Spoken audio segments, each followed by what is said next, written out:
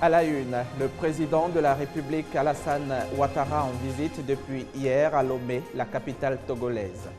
Après le bac, les universités et grandes écoles, les préinscriptions sont à leur deuxième phase et ce jusqu'au 22 août prochain. Et puis en Inde, après la mort des 22 écoliers victimes d'intoxication alimentaire, plusieurs bus incendiés et des affrontements entre policiers et manifestants ont eu lieu. Mesdames et messieurs, bonjour et bienvenue dans ce journal.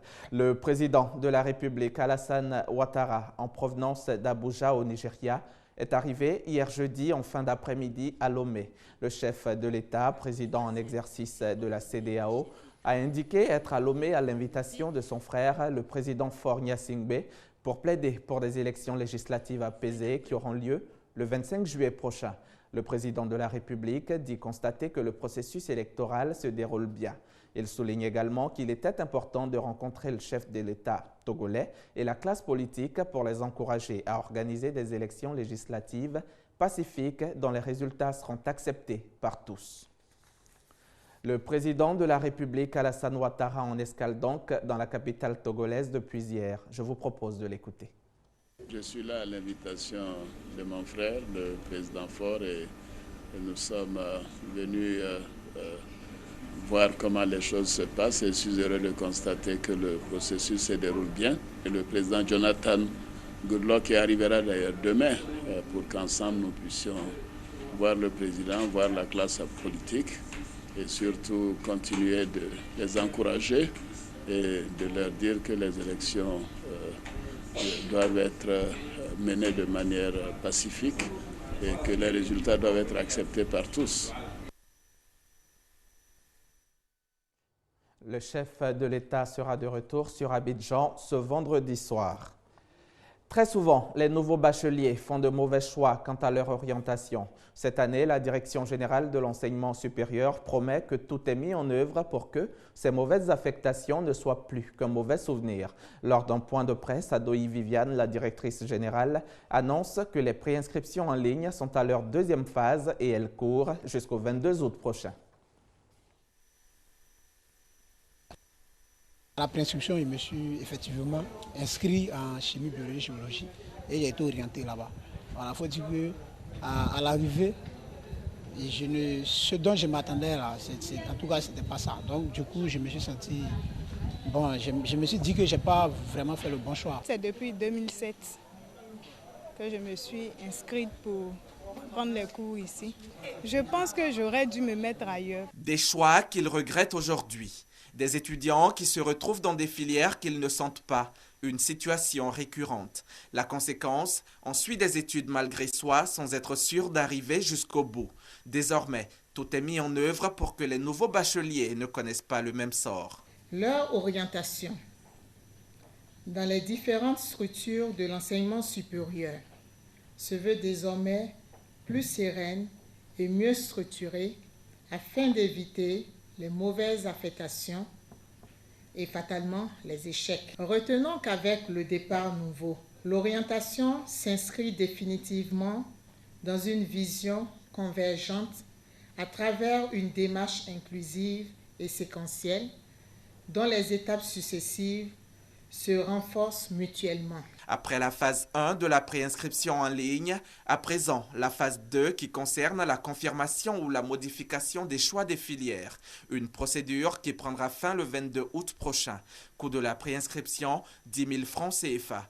Plus de 180 000 bacheliers sont déjà préinscrits. Ils auront droit aux universités, grandes écoles privées et l'Institut national polytechnique Félix Houphouët-Boigny. Et justement, pour en parler, Dr Kwasi Brice, le sous-directeur de l'orientation à la DOREX, la direction de l'orientation et des examens, était sur notre plateau hier à l'édition de 19h30. Il nous disait comment s'orienter après le bac. Je vous propose un extrait. Pendant l'année scolaire, nous nous rendons dans toutes les structures de l'éducation nationale, l'enseignement technique, la formation professionnelle, pour rencontrer les spécialistes d'orientation, pour leur donner des informations concernant tout ce que nous avons comme offre de formation au niveau de l'enseignement supérieur. Ce travail a été fait au mois de janvier et de février. Donc nous avons travaillé avec les spécialistes de l'orientation de leur structure. Voilà comment nous avons pu donner le maximum d'informations concernant tout ce que nous avons comme offre de formation au niveau de l'enseignement supérieur. Quand nous avons fini cela, il y a un guide qui a été élaboré. Ce guide reprend également toutes les filières de formation disponibles au niveau de l'enseignement supérieur. Il y a le site de Et ce guide est remis à qui? Il est remis aux spécialistes qui doivent répercuter les formations auprès des élèves. Il y a ce guide que nous distribuons gratuitement qui permet à tous ces élèves en classe de terminale de savoir ce que nous avons comme offre de formation. Rendons-nous à présent à Gonzagueville, au marché de Jean Folly. C'est dans la commune de Port-Boué. Dans ce marché assez original, pas d'étal en bonne et due forme. C'est à même le sol, sur le trottoir ou même sur la chaussée que les commerçants exposent leurs marchandises. Une situation qui crée de nombreux désagréments. Grascando. Mardi et samedi, difficile de circuler au niveau du marché de Jean Folly. Ces 2 jours de marché, commerçantes et étals se retrouvent sur le trottoir et la chaussée, occasionnant des embouteillages. Automobilistes et même piétons ont du mal à sortir de cette galère. Des désagréments qui suscitent de la colère. Il y a eu les accidents bêtes ici, graves même. Il y a eu les morts même ici. Les gars prennent la route là, on ne peut même pas passer. On ne peut même pas travailler même. Ça fait qu'à chaque arrêt, il y a trop d'embouteillages sur la route. J'ai une soeur même qui a eu accident. En tout cas, c'est pas bon. Moi, je préfère que les gens descendent un peu, c'est mieux. Ce marché de fortune n'est pas grand et quand c'est jour de marché, la tâche n'est pas facile. Le marché, il n'y a pas de place là-bas. Toutes les femmes ne peuvent pas rentrer là-bas. Voici pourquoi tous ceux qui n'ont pas eu place là-bas se sont installés ici pour se débrouiller. Souvent, il y a des voitures qui dérapent, qui arrivent ici, mais ça nous fait peur. Plusieurs tentatives de déguerpissement ont été entamées, mais sans résultat. Les commerçants sont compliqués. Là où il gagne les pains, il ne veut pas quitter. La police nationale, la gendarmerie vient dégager. Même la police municipale vient dégager. Dès qu'il y a une chute d'eau, il s'assoit. Mardi et samedi, le marché de Jean Folly grouille de monde. Des moments de vache grasse pour les commerçants. Une situation qui rend difficile le déguerpissement. Et en attendant de les déloger, le marché Jean Folly, réputé pour les prix abordables de ces denrées, continue de recevoir de nombreux ménages friands de bons prix. Un mot de transport. Il y a encore quelques années, les mini-cars de transport communément appelés Gbaka n'assuraient la desserte que dans des communes bien précises, notamment à Djamé, Yopougon et à Bobo. Mais aujourd'hui, au plateau comme à Cocody, il faut désormais compter avec les Gbaka. Ces mini-cars de transport en commun ont investi presque tout Abidjan. Le constat de Michel Digré. L'Observatoire de la fluidité des transports et l'unité de lutte contre le racket, ensemble pour proscrire le racket sur les routes ivoiriennes.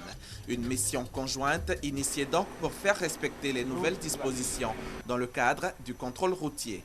Au nombre des actions de la mission, la sensibilisation des forces de l'ordre aux barrages autorisés et la sensibilisation des transporteurs et chauffeurs sur le comportement à adopter lors des contrôles. Dans l'élan, des barrages non autorisés ont été démantelés, notamment à Saint-Fra, Saïwa et Gokodi, ainsi que sur les pistes villageoises à Diokwe et Bangolo. Au terme de la mission, qui a duré une semaine, des motifs de satisfaction pour l'OFT et l'ULCR, l'adhésion des autorités locales à faire respecter les consignes et celle des acteurs du transport à la lutte contre le racket et les tracasseries routières. La mission fait suite à différents rapports de l'International Rescue Committee et Human Rights Watch qui font état de tracasseries et rackets systématiques auxquelles s'adonneraient les forces de l'ordre à l'ouest de la Côte d'Ivoire. Vous avez pu le constater, cet élément nous parlait de la réactivation du contrôle des barrages routiers entrepris par l'OFT, l'Observatoire de la fluidité des transports et l'unité de lutte contre le racket. Le 35 millions de francs CFA de matériel pour équiper l'hôpital général de Yopougon-Atié et donc renforcer sa capacité opérationnelle. Le matériel a été réceptionné par l'hôpital ce mercredi 17 juillet. Le don est du programme présidentiel d'urgence PPU et du ministère de la Santé et de la lutte contre le sida. Thomas Guessambi. Du matériel pour renforcer les capacités opérationnelles de l'hôpital général de Yopougon-Atié. composé d'armoires split, de groupes électrogènes de 150 kVA, d'automates de biochimie, etc. Ce lot d'équipement est le fruit de la conjugaison des efforts, programme présidentiel d'urgence PPU, ministère de la Santé et de la lutte contre le sida. En les remettant à la direction du centre, le docteur Kone Mamadou, directeur de cabinet adjoint du ministère de la Santé, a exprimé toute la gratitude du département auquel il appartient à l'endroit de la coordination du PPU, avant d'exhorter le personnel soignant à prendre soin de l'existant, tout comme de ses moyens additionnels. L'équipement des hôpitaux, comme celui de Yopougon-Atié, va se poursuivre, a-t-il ajouté, pour désengorger les CHU. Dans la dynamique, c'est avec empressement et assurance que Yaoli Sokona, directrice de l'hôpital, invite toutes les femmes enceintes à venir accoucher désormais à Yopougon-Atié. Le ministère de la Santé et de la lutte contre le sida se donne jusqu'en 2014 pour équiper entièrement cet hôpital pour un montant d'1 milliard de francs CFA.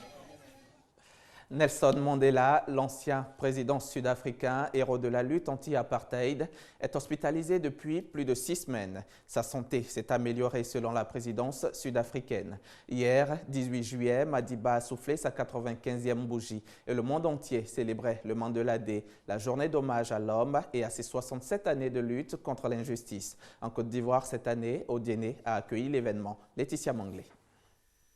Aujourd'hui, 18 juillet, on peut le dire, Nelson Mandela a vaincu la mort. Il célèbre ce jour sa 95e année. Un anniversaire qui coïncide avec la journée qui lui est dédiée. La journée internationale Nelson Mandela est à sa 3e édition. Cette journée, instituée par l'UNESCO en 2009, est aussi célébrée en Côte d'Ivoire. L'année dernière, ce sont les pensionnaires du CHU de Treichville qui ont reçu des dons de la communauté sud-africaine vivant en Côte d'Ivoire. Cette année, c'est au tour de la ville d'Odiéné de bénéficier de ces bonnes œuvres. Une journée qui, malgré tout, reste méconnue des Ivoiriens, qui en louent toutefois l'initiative. Bon, il représente apparemment le monde entier, quelqu'un bien quoi. Je suis dans les journaux et puis j'écoute et puis je lis. Il mérite plus que ça, hein, parce qu'il a lutté pour l'Afrique du Sud. Ce 18 juillet, tout le monde est appelé à consacrer 67 minutes de son temps à une bonne action en l'honneur de Madiba. Le chiffre 67 représente les 67 années que le président Nelson Mandela a passé à défendre les droits de l'homme et l'humanité.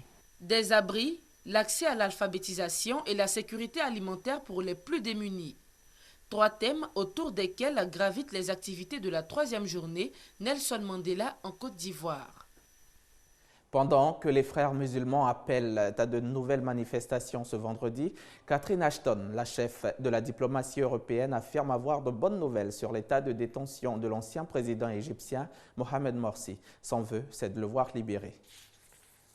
Libérer Mohamed Morsi, le président déchu, c'est ce que demande la chef de la diplomatie européenne en Égypte. On m'a assuré qu'il allait bien. J'aurais voulu le voir, mais on m'a dit qu'on s'occupait bien de lui. Le processus de transition, un point essentiel pour Catherine Ashton. Sa visite attise la colère des pro-Morsi. Ils ne comprennent pas le dialogue de l'Union européenne avec un gouvernement illégitime à leurs yeux. Depuis la chute des frères musulmans, les affrontements entre pro et anti-Morsi ont déjà fait plus d'une centaine de morts. En Inde, après la mort des 22 écoliers victimes d'intoxication alimentaire, place au deuil et à la colère. De nombreux parents ont investi et saccagé les bureaux du programme de distribution des repas gratuits de l'État de Bihar en Inde suite au décès de 22 écoliers âgés de 4 à 12 ans par intoxication alimentaire. Ce drame a déclenché la colère des habitants de Chhapra, la principale ville de cet État située à la frontière avec le Népal. Le gouvernement a ordonné une enquête. Selon la cuisinière, une huile serait à l'origine de l'empoisonnement des enfants. Quand j'ai vu l'huile, il y avait une couche épaisse au fond de la jarre. J'ai pensé qu'elle était ici depuis longtemps, car souvent il y a une accumulation de déchets résiduels lorsqu'elle est préparée à l'école. Quand j'ai mangé mon riz, il y avait un lézard dans la nourriture. J'ai paniqué et j'ai jeté mon riz à l'école. Après un certain temps, j'ai commencé à avoir vraiment mal à mon estomac. À la suite de ce drame, les enfants, sur les conseils des parents, ont refusé de toucher à la nourriture malgré les assurances des autorités. Le pays gère le plus vaste programme d'alimentation scolaire au monde avec 120 millions d'enfants. La gratuité des repas permet aussi d'accroître l'assiduité des écoliers. 30 enfants restés hospitalisés dans cet état le plus pauvre et le plus peuplé du pays. Après analyse, des traces de phosphore provenant d'un insecticide auraient été trouvées dans les aliments. Si une substance comestible contient des quantités excessives de phosphore, cela devient très toxique. Il est clair que cet aliment contenait du poison. Les intoxications alimentaires sont fréquentes en Inde. Les parents en colère ont demandé des mesures fermes contre les fonctionnaires responsables de la mort des enfants. En compensation, l'État du Bihar s'est engagé à verser 2000 roupies, soit 2500 € aux familles des victimes. C'est ici qu'on s'arrête pour aujourd'hui. Merci de nous avoir suivis et restez sur RTI 2.